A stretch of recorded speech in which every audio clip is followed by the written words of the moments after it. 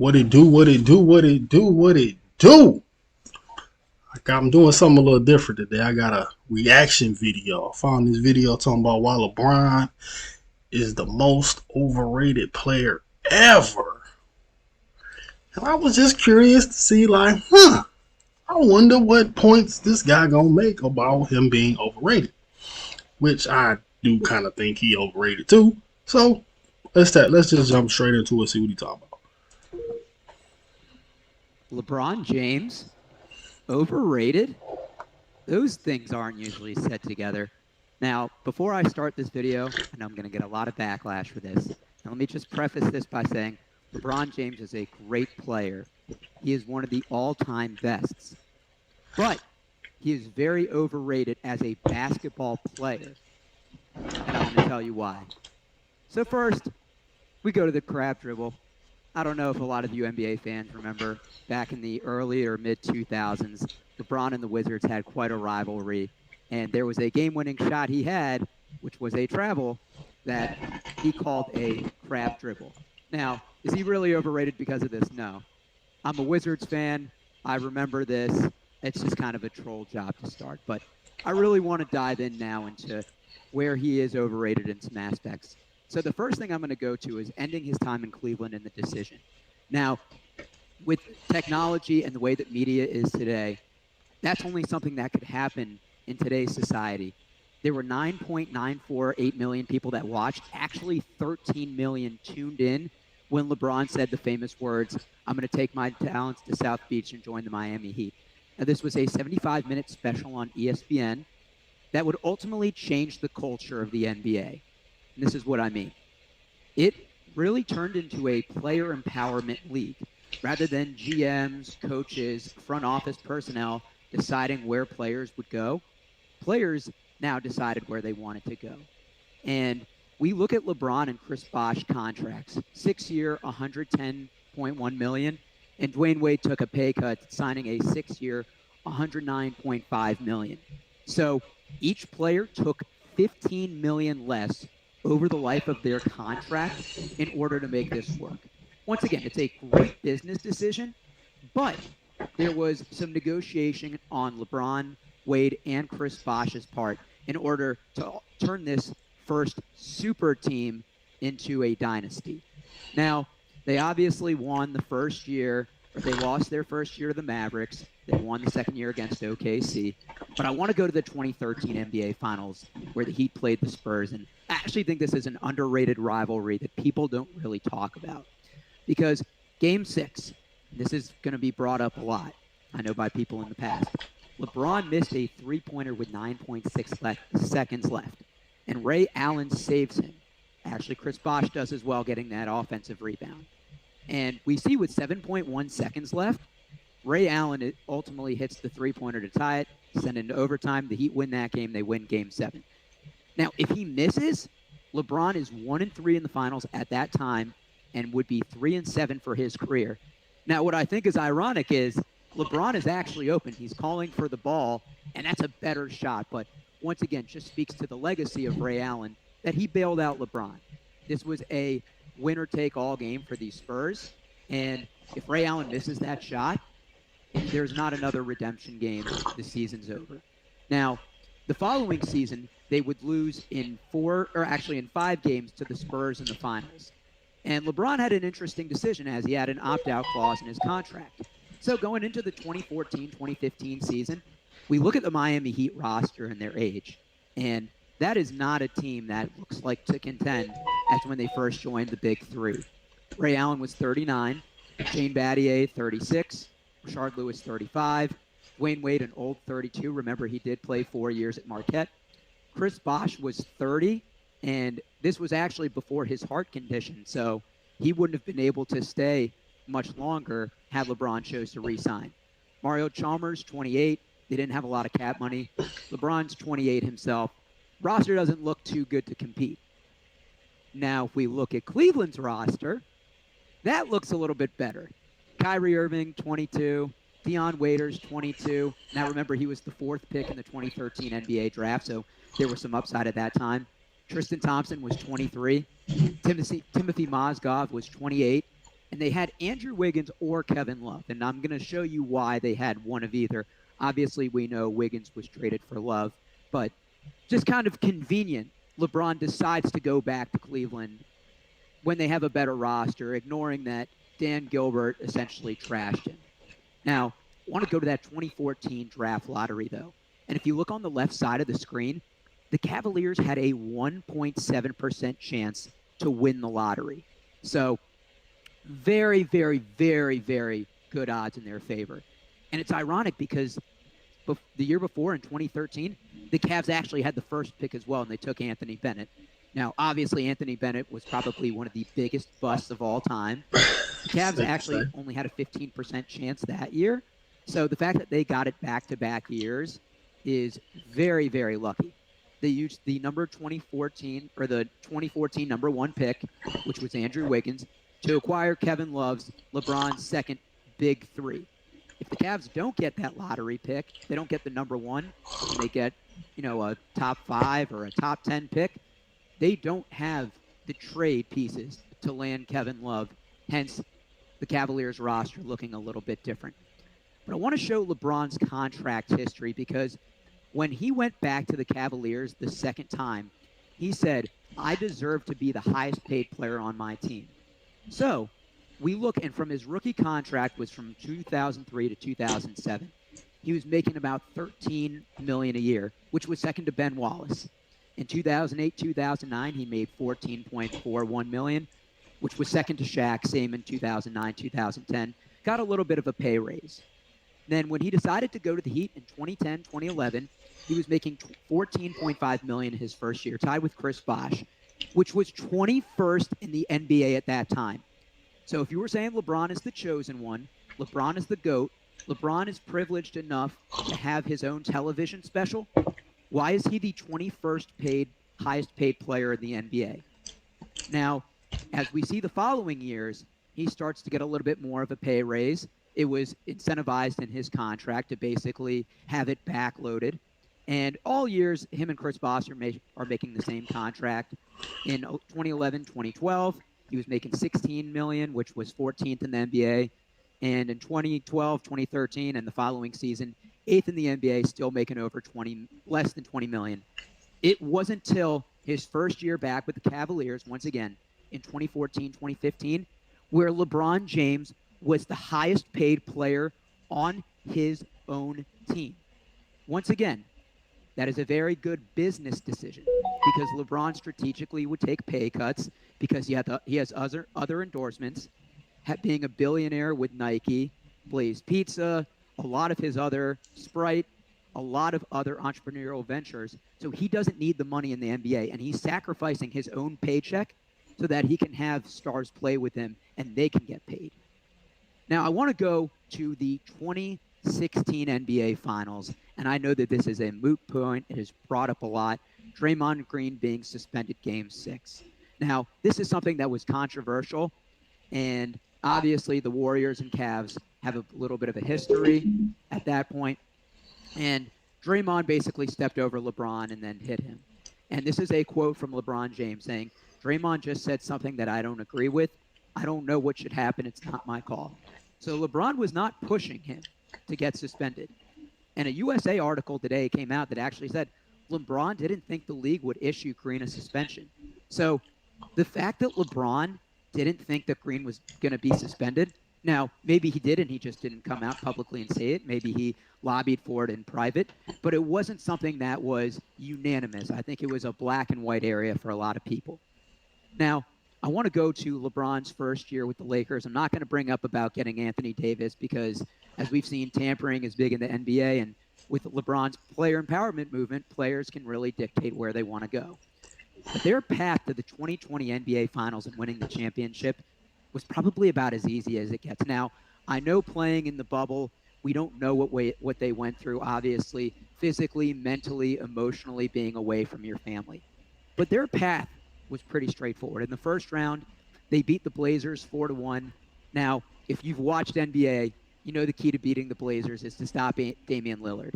He'll get his 40, 50 points, but nobody else can really carry them. Now, the second round, they played the Rockets. And this was a golden matchup for them. Their tallest player was Robert Covington, who was 6'7". Remember, they traded away Clint Capella earlier that year to fully utilize small ball. Now, once again, you can only play the teams that you're matched up against, but Anthony Davis is 6'10" and has an over 7-foot wingspan. So anybody that remembers that series remembers Anthony Davis was a men among boys, and it wasn't a contest. Now, the third round in the Western Conference Finals, they beat the Nuggets 4-1. Now, the Clippers blew a 3-1 series lead versus the Nuggets, and the Clippers had actually led the season series prior to the bubble 2-1 against the Lakers. I think that would have been their toughest opponent to the finals, and I don't think it's a guarantee that they would have won. Now, once again, that's on the Clippers for blowing a 3-1 lead, including some games where they had double-digit leads. But I think the Nuggets were a much worse matchup. I think Anthony Davis, as we saw, really took it to Nikola Jokic, as he's an awful defender. And they got their way to the NBA Finals, playing a Miami Heat team that was the number 5 seed, and the Heat were decimated by injuries. Jimmy Butler in Game 1 sprained his left ankle. Goran Dragic barely played in the series at all with a plantar fasciitis tear. And Bam Adebayo had a neck strain. So arguably, the Heat's 3 best players at that point were decimated. And it wasn't really a fight. I'm surprised they even went to 6 games. Now, I don't want to just talk about LeBron's game or his career, but the evolution of the NBA that has benefited him. Because in the late 90s or early 90s, there were the bad boy Pistons. The game was a lot more physical. And in 1999, there was a rule to eliminate defensive contact with hands and forearms, no hand checking, no body checking, which is why a lot of the people view NBA as soft today. And I think what really changed it was the Malice of the Palace. Great documentary. If you guys haven't seen it, it's on Netflix. But the NBA would never let anything like that happen again, which is why I think they have really tried to eliminate the physicality of it. And the rise of small ball. As teams sacrifice player size, there's positionless basketball. Teams are now building around small forwards, such as LeBron James, and utilizing them with shooters. So what this does is it prolongs the longevity, because now LeBron's playing point guard. He's playing small forward. He's playing power forward. He's playing center, because you just want to surround those small forwards with shooters. You don't need a traditional center who's 7 foot and slow and it has a post presence, because that's not going to work in today's NBA. And it's benefited shooters in the small forward position. Now, I want to go to how LeBron takes care of his body, and kudos to LeBron, because he is very much about taking care of his body, spending about $1.5 million per year on cryotherapy, on Normatec leg boots, on hyperbaric chambers. Now, I know NBA players make millions of dollars, and a lot of them could do this if they wanted to. But with some of the technology that we've seen here, this wasn't available to players in the 90s or in the early 2000s. Players like LeBron have the benefit of extending their career because of this information and this technology and the ability to really prolong your body. It's not just taking ice baths or having massage therapy. There's advanced metrics and ways to really prolong it. Now, I want to show LeBron in context to some of the other people that we call the GOAT, to really show their competition. And Kobe has played the most seasons to 20, RIP. Jordan has played 15 seasons, obviously took some time off to retire in the 90s to play baseball. And LeBron has played 18 seasons. So we look against their record at 60-win teams. And look, there haven't been a lot of those in the NBA. Kobe went 2-5. Jordan went 7-2, which really, I think, shows his dominance. And LeBron went 3-4. But I want to look at the 50-win teams, because Kobe played in a loaded Western Conference, and I know he had Shaq for part of it, but he had to play against some good teams. The Spurs, the Phoenix Suns with Nash and Amari Stoudemire that never even had a chance to make it to the finals. The Nuggets when they had Carmelo and Allen Iverson / Chauncey Billups. Jordan, of course, had to go through the bad boy Pistons, the Celtics early in his career, the Knicks. LeBron has played 20 50-win teams in his career. So that's less than Jordan with playing 3 more years, and it's 15 less than Kobe than playing in 2 years. Really, LeBron's competition has been the Pistons in the early to mid-2000s with the Chauncey Billups, the Wallaces, the Boston Celtics at the end of their big 3, the Orlando Magic in 2009 when they beat them, and then the Magic lost to the Lakers in the finals. But LeBron hasn't had a dominant force that challenges him year in, year out. LeBron has dominated the East because of just how historically weak it's been. And I think any NBA fan can tell you the West has been more dominant over the past 10, 15 years. Now, That's true. That's because LeBron only teams that been tough has been the other team that come out the East and the team he play in the finals because the East been very, very, very trash.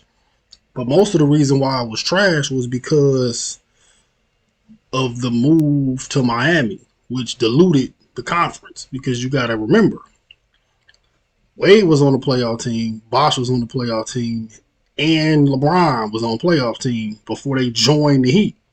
So now, though, at the next following year, the two teams who go to that playoffs really not playoff level teams.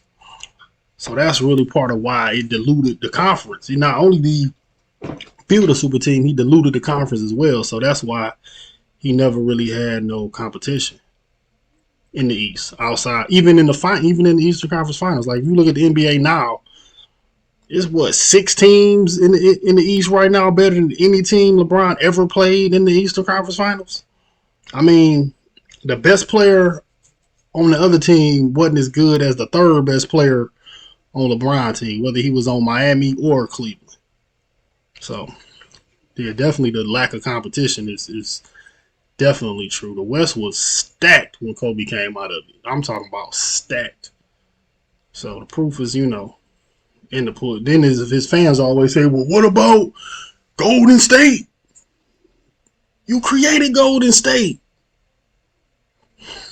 You can't make Super's team the standard to win and then get extra credit for having to play a super team. This shit sounds fucking stupid. I don't want to make it just seem like I'm trashing LeBron in this video because there's a lot of good that LeBron does. He has his I Promise School, which is education provided for underprivileged kids in the Cleveland area. He is an amazing role model. There's been very few legal issues in his life. He's a very involved father. He hasn't really had any allegations come around him. Keep in mind, this is a guy that went from high school straight to the pros. And at that time, that was a highly scrutinized move. And he surrounded himself with savvy businessmen such as Maverick Carter that have really allowed him to dive into other entrepreneurship ventures. And he's a pioneer for the NBA. I could think you can make an argument, and a lot of it is based on this video, that LeBron has been the best NBA businessman ever. A large part of it because of the player empowerment. But that doesn't take away from what he is as a basketball player. LeBron James. I think that's what people get it misconstrued. Like you don't in basketball. Everybody has an opinion. That don't mean you don't like the person because of your opinion of who they better than or not better than in basketball. That has absolutely nothing to do with it. But I've noticed that with LeBron fans, when you have a debate with them, the cop out because they don't have really facts and most of them don't know nothing about basketball. They just say you a hater, which is kind of like if you ever if you ever prove a woman wrong and she say whatever when she knows she wrong, but she ain't gonna admit it. She just gonna say whatever and don't want to talk about it no more. That's kind of like Brown fans calling you a hater. They then ran out of stats to regurgitate. So now they got to run up out of that debate because once you get layers deep into where you got to really know basketball, they ain't got nothing else to talk about. They done. They gonna say stat. They gonna spit out something Stephen Nick Wrong said, Shannon Sharp said. Once you refute all that nonsense, they ain't got nothing else to say. Then you a hater. So, but it's just basketball. It ain't that serious. Is a great NBA player. He's one of the most unique players that we've watched. And as somebody that's followed him in his entire career, there will never be another LeBron. But in terms of basketball skills and what we've seen on the court versus what we've seen his business decisions be, that's where I'm separating it. And that is why LeBron James is the most overrated player. What are your thoughts? Let me know in the comment. I know not everyone will agree. LeBron James. Oh, I think his overall rank get exaggerated too much based on all the moves that he was talking about in this video. Anybody else that do that, they not gonna get that same credit. Look at Durant. All he did was follow the LeBron blueprint, and look how he gets. He gets scrutinized for it. LeBron do it. He the GOAT. He in the GOAT conversation. And the thing is, nobody was on the top. Well, nobody had the throne. LeBron just sat on the empty throne. KD kicked him off. I beat you though. You should get. That's like if LeBron would have beat Kobe that next year after Kobe just won the chip, before the NBA conveniently didn't let him get